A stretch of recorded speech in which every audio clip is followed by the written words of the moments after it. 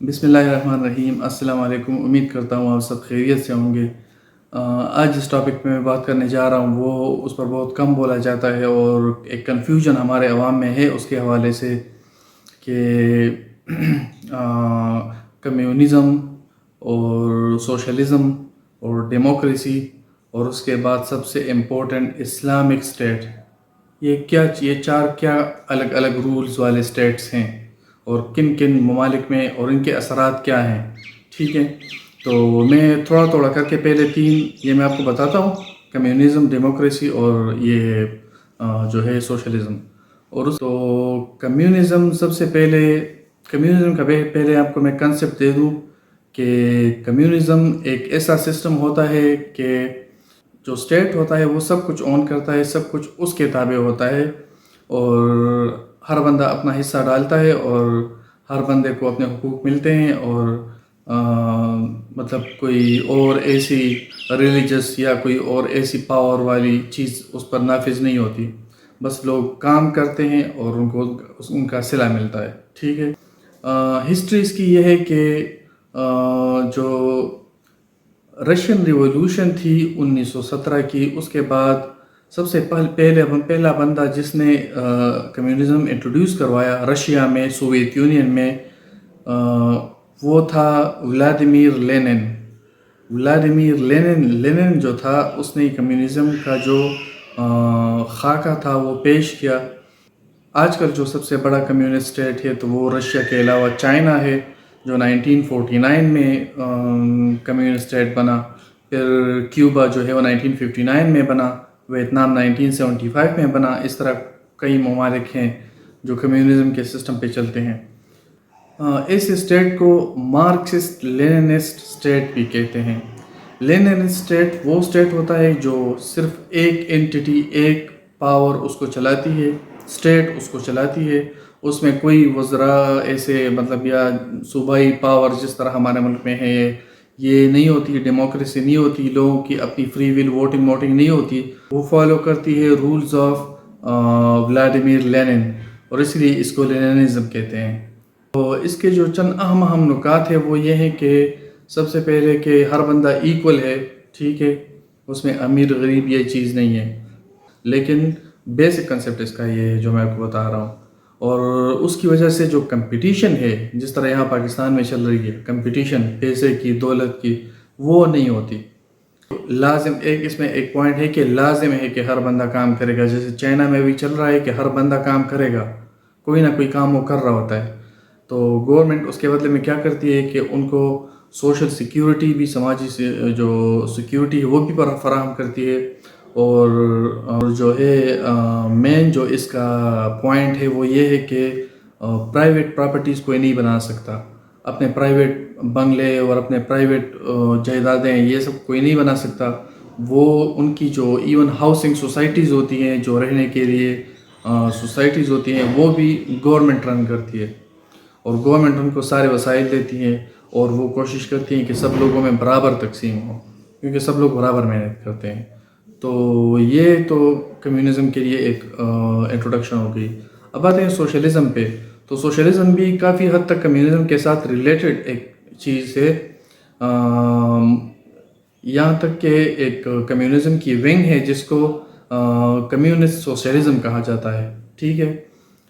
سو یہ کنیکٹ ہیں آپس میں، لیکن اس میں تھوڑا بہت ڈفرینس ہے۔ سوشلزم میں سوشل جو ورکنگ کلاس ہوتی ہے تو ان کے پاس ذرا پاور ہوتا ہے، کمیونزم میں اسٹیٹ کے پاس پاور ہوتا ہے، سوشلزم میں بھی اسٹیٹ کے پاس پاور ہوتا ہے، لیکن جو ورکنگ کلاس لوگ ہیں اگر وہ چاہیں تو وہ کبھی بھی اسٹرائک کر سکتے ہیں، اپنا کام بند کر سکتے ہیں، فیکٹریاں بند کر سکتے ہیں اور وہ اپنی آواز اٹھا سکتے ہیں۔ تو اس میں پبلک اونرشپ ہوتی ہے، لوگوں کی اپنی جائیدادیں وغیرہ نہیں ہوتی، مطلب حکومت سب کچھ کنٹرول کرتی ہے، اور ایک پلینڈ اکانومی ہوتی ہے، وہ سارے سال کا بجٹ پلان کرتے ہیں۔ ہمارے ہاں والے پلاننگ نہیں، وہ صحیح میں پلان کرتے ہیں کہ کس طرح ہم نے ہاؤسنگ پہ کتنے پیسے لگانے ہیں، ہم نے کسی اور چیز پہ کتنے پیسے لگانے ہیں، ہمارے خرچے کتنے ہیں، ہماری انکم کتنی ہوگی۔ کے بعد سے سوشلسٹ جو تھے، جو لیبر پارٹی تب اس کو کہتے تھے، لیبر پارٹی مطلب مزدوروں کی پارٹی، تو وہ پھر پاور میں آئے اور انہوں نے اپنی آواز اٹھائی اور اس میں پبلک اونرشپ ہو گئی اور پلانڈ اکانومی ہو گئی اور سوسائٹی کے کلاسز ہوتے ہیں، ٹھیک ہے، ورکنگ سوسائٹی، ورکنگ اور نان ورکنگ سوسائٹی۔ تو ورکنگ سوسائٹی جو ہوتی ہے وہ پاور میں ہوتی ہے اور وہ زیادہ تر وسائل ان کے پاس جاتے ہیں، ٹھیک ہے، تو اس لیے ہر بندہ کوشش کرتا ہے کہ وہ کوئی نہ کوئی کام کرے۔ اس لیے میں کہتا ہوں کمیونزم کے ساتھ کنیکٹیڈ ہے، کیونکہ دونوں کے سسٹم تقریباً سیم ہیں۔ اور جو حکومت ہے، جو اسٹیٹ ہے، تو وہ رسپانسبل ہے، وہ ذمہ دار ہے ان کی نیسیسٹیز کو، ان کی جو ضروریات ہیں ان کو پورا کرنے کے لیے۔ اس کی جو بڑی اگزامپل ہے وہ ترکمانستان ہے، اور اس کے علاوہ انڈیا نے بھی یہ سسٹم اپنایا ہوا ہے تھوڑا بہت، اور نیپال ہو گیا، اور اس کے علاوہ گیانا ہو گیا۔ تو یہ وہ چیز، یہ بنگلہ دیش میں بھی ہے، تو وہ یہ سسٹم اپنا رہے ہیں ابھی۔ تو یہ اس میں یہ ہے کہ حکومت جو ہے وہ سبسڈی دیتی ہے۔ سبسڈی کا مطلب ہے کہ وہ عوام کو ریلیف دیتی ہے ایک قسم کی، کہ وہ چاہے ان کے وسائل پہ ہو، چاہے ان کے طرز زندگی پہ ہو، ان کی رہن سہن پہ ہو، تو وہ حکومت ان کو سب کچھ فراہم کرتی ہے۔ اور مطلب انڈیا اور بنگلہ دیش میں تو پریکٹیکلی اتنا نہیں ہے، لیکن باقی جو ممالک ہے، ترکمانستان جس طرح میں نے کہا، اس میں فلی یہ سبسڈی والا سسٹم چل رہا ہے۔ تو یہ تو تھی کمیونزم اور سوشلزم جو ایک دوسرے کے ساتھ لنکڈ بھی تھی۔ اب آتے ہیں ایک ایسے ٹاپک پہ جو بہت کنٹروورشل بھی رہا ہے اور بہت کامیاب بھی رہا ہے، پتہ نہیں ساتھ ساتھ میں سب کچھ رہا ہے، وہ ہے ڈیموکریسی۔ ڈیموکریسی جو ووٹ آپ ڈالتے ہیں، ٹھیک ہے، حق کی خود ارادیت، حق کی خود ڈیموکریسی، جو ڈیموکریٹک کنٹریز ہوتی ہیں جس طرح پاکستان ہو گیا اور یونائٹڈ اسٹیٹس ہو گیا، امریکہ ہو گیا، اور اس طرح اور وہ دنیا کے زیادہ تر ممالک جو ہیں وہ ڈیموکریسی پہ چلتے ہیں۔ تو ڈیموکریسی جو ہے وہ اس کے 4 بیسک وہ ہیں، حصے ہیں۔ سب سے پہلے تو لوگ الیکشنز کے ذریعے خود اپنی مرضی سے گورنمنٹ کو چوز بھی کر سکتے ہیں اور گورنمنٹ کو ہٹا بھی سکتے ہیں۔ جس طرح کمیونزم اور سوشلزم میں صرف حکومت اور اسٹیٹ جو تھی وہ سب کچھ رن کرتی تھی، لوگ کام کرتے تھے، یہاں پہ لوگ جو ہیں وہ سب کچھ کنٹرول کرتے ہیں۔ اور ڈیموکریسی میں اور ان کے پاس حق ہوتا ہے اپنی رائے کے اظہار کا، اپنے ووٹ کا۔ ووٹ نہ بھی ہو تو اگر ان کو کوئی چیز ناپسند ہو یا کوئی ایسی چیز آپ نے دیکھی بھی ہیں، دھرنے وغیرہ جو ہوتے ہیں، تو یہ ہو گیا۔ اور تیسرا جو اس میں مین پوائنٹ ہے وہ ہے پروٹیکشن آف ہیومن رائٹس۔ یاد رکھیں، یہ میں آپ کو ڈیموکریسی کے 4 وہ نقطے بتا رہا ہوں، ضروری نہیں ہے کہ پاکستان میں یا یو ایس میں پریکٹس ہو رہے ہوں، لیکن یہ ہیں، بدقسمتی سے ہو نہیں رہے لیکن ہیں۔ صرف یہ الیکشنز وغیرہ ہو رہے ہیں، اس میں بھی پتہ نہیں ادھر ادھر ہو جاتا ہے۔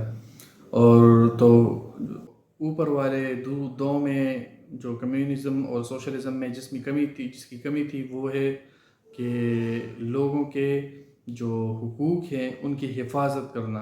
اور آخری میں جو ہے وہ ہے، اور جو سب سے امپورٹنٹ ہے ڈیموکریسی میں، اور سب سے جو مجھے سٹارٹ میں کہنا چاہیے تھا، کہ رول آف لا، ججز، جوڈیشری، عدالتیں، اور مطلب سپریم کورٹ ہو گیا، ہائی کورٹ ہو گیا، یہ جو ہے یہ حکومت سے اوپر ہوں گی، یہ ملک کو چلائیں گی۔ ان کے پاس اختیار ہوگا کہ وہ وزیر اعظم کو بھی ہٹا سکتی ہیں، یہ کسی وزیر کو بھی ہٹا سکتی ہیں، اور کوئی اگر ٹھوس اس کے خلاف کوئی ہو تو ڈیموکریسی میں سب سے امپورٹنٹ چیز یہ ہے کہ اس میں جو جوڈیشری ہے، جو قانونی نظام ہے، تو وہ سب سے اوپر ہوتا ہے، وہ سب سے پاورفل ہوتا ہے۔ اچھا، اس میں ایک چیز ہے کہ اس میں اکاؤنٹیبلٹی، حساب کتاب، جس طرح ہمارا نیب بنا ہوا ہے جس کے لیے، کہ جو بندہ جتنا کما رہا ہے، کیونکہ وہ کمیونزم والا سسٹم تو ہے نہیں، تو جو بندہ جتنا کما رہا ہے تو اس کی حساب کتاب، جس طرح FBR ہے، نیب ہے، تو اکاؤنٹیبلٹی جو ہے وہ اس کا ایک حصہ ہے. لیکن بدقسمتی سے ہمارے ہاں جو نظام چل رہا ہے تو اس میں امیر امیر تر ہوتا جا رہا ہے اور غریب غریب تر ہوتا جا رہا ہے. تو یہ اس کی ایک مال پریکٹس ہے، یہ اس رول کو توڑا جا رہا ہے جو ڈیموکریسی کا بیسک رول ہے. اس کے علاوہ میں نے کہا جیسے فریڈم آف اسپیچ ہو گیا کہ ہر کسی کو اجازت ہے کہ وہ ایک دائرے کے اندر، اخلاقی دائرے کے اندر اور ایک قانون کے دائرے کے اندر اپنی رائے کا اظہار کر سکتا ہے، بلکہ پروٹیسٹ بھی کر سکتا ہے. ایون اسمبلی کے آگے، سپریم کورٹ کے آگے، جہاں بھی چاہے وہ دھرنا دے سکتے ہیں، وہ پروٹیسٹ کر سکتے ہیں. اور اس طرح بہت سارے ہو بھی رہے ہیں، پاکستان میں تو بہت سارے ہو رہے ہیں، کیونکہ پاکستان میں بہت سارے ایسے قانون بن رہے ہیں، ایسی چیزیں بن رہی ہیں جو لوگوں کو منظور نہیں ہے. تو یہ ایک ڈیموکریٹک کنٹری جو ہوتی ہے، یہ اس کے لیے ایک کی پوائنٹ ہے کہ وہ اپنی آواز اٹھا سکتے ہیں اور جو ہے وہ احتجاج کر سکتے ہیں، پرامن احتجاج کر سکتے ہیں، جس طرح میں نے کہا نا قانون کے دائرے کے اندر.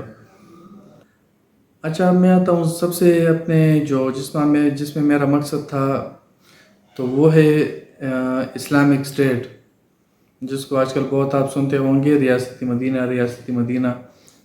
ریاست مدینہ اصل میں کیا تھا؟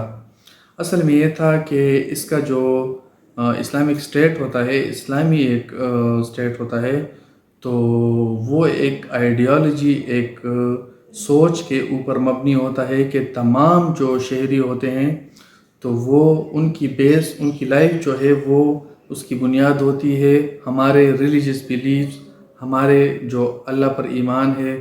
ہم خود کو ابھی تک اسلامی جمہوریہ پاکستان کہتے ہیں، لیکن بدقسمتی سے ہم اسلامی جمہوریہ پاکستان ہیں نہیں. ہمارے ہاں ڈیموکریسی زیادہ چلتی ہے اور تھوڑا بہت سوشلزم بھی چلتا ہے، لیکن اسلام کے نام پہ بنا ملک ہے، لیکن اسلامی اقدار ہم فالو نہیں کر رہے. تو یہ ایک بہت بڑا المیہ ہے. اور اس میں جو ہے جو اسٹیٹ کے جو اس ملک کے جو مقاصد ہوتے ہیں، تو وہ جو اسلامی ٹیچنگز ہیں، اسلام جو ہمیں سکھاتا ہے، حضرت محمد صلی اللہ علیہ وسلم کی اسوہ حسنہ اور جو ان کی حکومت اور پھر خلفائے راشدین کی حکومت ہمارے لیے ایگزامپل ہیں. تو ان کے راستے پہ چل کر جو ہے وہ لوگوں تک انصاف پہنچانا. اور اگر میں آپ کو ڈیٹیل میں بتا دوں تو اسلامی نظام جو ہے یہ سب سے بہترین نظام ہے باقی تینوں سے. اس میں سب کچھ شامل ہے. اس میں کمیونزم تو خیر الگ چیز ہے، لیکن سوشلزم اور کمیونزم کے جو پازیٹیو پوائنٹس میں نے بتائے نا، جو ایکویلٹی ہے اور جو لوگ ہر کوئی اپنا حصہ ڈالتا ہے کمیونٹی میں، اور اس کے علاوہ اور ایسی بہت ساری چیزیں ہیں جو ان کی پازیٹیو چیزیں ہیں، وہ بھی اس میں شامل ہے. ڈیموکریسی، جیسے کہ لوگوں کے پاس حق ہونا کہ وہ اپنی رائے کا اظہار کر سکیں، تو وہ بھی شامل ہے. تو ان تینوں کے پازیٹیو پوائنٹس جو ہیں وہ مل کر اسلامی جو اسٹیٹ ہیں وہ اس آئیڈیالوجی میں، اس سوچ میں شامل ہیں. لیکن اس کے علاوہ ہمیں جو اللہ تعالیٰ کی طرف سے جو احکامات ہیں اور جس کو شریعہ بھی کہتے ہیں، تو وہ اس پہ چلنا، اس کا جو بیس ہے، اس کی جو بنیاد ہے، تو وہ ہے. یہاں پر مجھے ایک واقعہ یاد آ گیا. حضرت عمر رضی اللہ تعالیٰ عنہ اس وقت کے خلیفہ تھے، تو وہ سارا دن بیٹھ کر لوگوں کی باتیں سنتے، ان کے مسائل سنتے. رات کو بیس بدل کر وہ گھومتے لوگوں بستیوں میں کہ کہیں کسی کو کوئی تکلیف تو نہیں، میرے لوگ مجھ سے خوش ہیں یا نہیں. تو ایک بوڑھی عورت تھی، وہ شاید رو رہی تھی یا کچھ تھا، تو انہوں نے دریافت کیا کہ کیا معاملہ ہے. تو اس نے کہا کہ انہوں نے بد دعا دی حضرت عمر رضی اللہ عنہ کو کہ میں قیامت کے دن عمر کا گریبان پکڑوں گی، میرا ہاتھ ہوگا اور اس کا گریبان ہوگا، کیونکہ 3 دن ہو گئے کہ میرے بچے میرے گھر کے اندر بھوکے سوتے ہیں. اچھا، اور ان کے گھر سے دھواں نکل رہا تھا، تو ان کو لگا کہ کچھ پک رہا ہے، لیکن اس نے کہا کہ نہیں، یہ دھواں جو ہے یہ میں تیسری رات ہے کہ پتھر ڈال کے پانی میں اس کو آگ جلاتی ہوں تاکہ اس میں سے دھواں نکلے اور بچوں کو تھوڑا سا صبر آئے، ان کو یہ ایک امید ملے کہ کچھ پک رہا ہے اور اس صبر میں وہ سو جائیں۔ تو حضرت عمر رضی اللہ عنہ کی آنکھوں میں آنسو آ گئے، انہوں نے خود جا کے بیت المال سے، کیونکہ انہوں نے بیس بدلا ہوا تھا، خود جا کے بیت المال سے جو مطلب آٹا اور جو چیزیں جو سبزی ساری چیزیں تھی وہ خود لاد کے اپنے کندھے پہ اور خود اپنے ہاتھ میں اٹھا کے وہ لے کر جا کے اس عورت کے گھر چلا گیا اور اس سے کہا کہ تم یہ لو، یہ آٹا گوندو، اور وہ خود اس کے ساتھ بیٹھ کر سبزی کاٹنے لگے۔ پھر کھانا بننے لگا، کھانا تیار ہوا، اور حضرت عمر رضی اللہ عنہ کی جیسی ہستی جو کہ امیر المؤمنین ہیں، وہ ان بچوں پہ مطلب ان کو اتنا ترس آیا کہ وہ ایسے اپنے ہاتھوں اور گھٹنوں کے بل ایسے گھوڑے کی طرح چل رہے ہیں اور ان کو ہنسا رہے ہیں کہ وہ بچے خوش ہو جائیں تھوڑا۔ تو جب کھانا وغیرہ ہو گیا تو اس عورت نے کہا، اس نے کہا، حضرت عمر رضی اللہ عنہ نے عرض کیا، فرمایا کہ آپ جو بھی ہیں خدا را عمر کو معاف کر دے، عمر معصوم ہے، اس کو پتہ نہیں تھا۔ اور تو اس نے کہا کہ نہیں، تم جو بھی ہو اللہ تمہارا بہت بھلا کرے، لیکن قیامت کے دن اس کا گریبان ہوگا، میرا ہاتھ ہوگا، اور میں پوچھوں گی کہ تمہاری حکومت میں میرے ساتھ یہ ہوا۔ تو پھر انہوں نے سر جھکا کے کہا کہ وہ بد نصیب عمر تمہارے سامنے کھڑا ہے، آج مجھ سے جو کہنا ہے کہہ دو، قیامت کے دن میرا گریبان نہ پکڑنا۔ تو یہ تب کا جو ریاست مدینہ تھا، تب کے حکمران ایسے ہوا کرتے تھے، ہمارے خلفائے راشدین ایسے تھے۔ یہ میں نے ایسی ایک ایگزامپل دی۔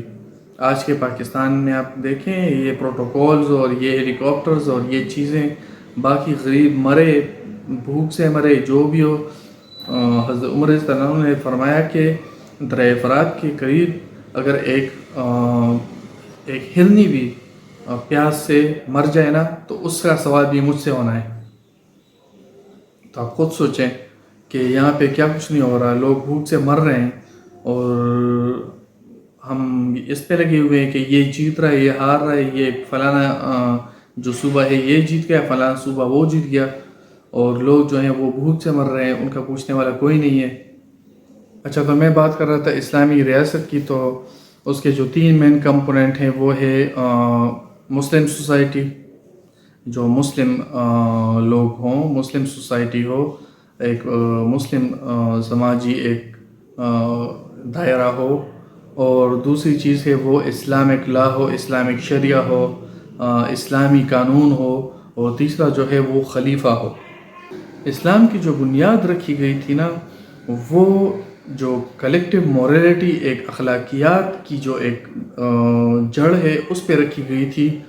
تو اس جڑ کے ہر ایک تار کا ایک نام ہے اس کی، وہ ہے ایکویلٹی، برابری، انصاف، جسٹس، بردرہڈ، بھائی چارہ جو کہ باقی تینوں میں ہے ہی نہیں، ٹھیک ہے، اور مرسی، اس میں جو ہے وہ رحم دلی ہو، چاہے وہ حکمران کی ہو، چاہے وہ آپس میں لوگوں کی ہو، اور امپتی ہو، اس میں ایک دوسرے کو کے درد میں شامل ہونا اور سمجھنا۔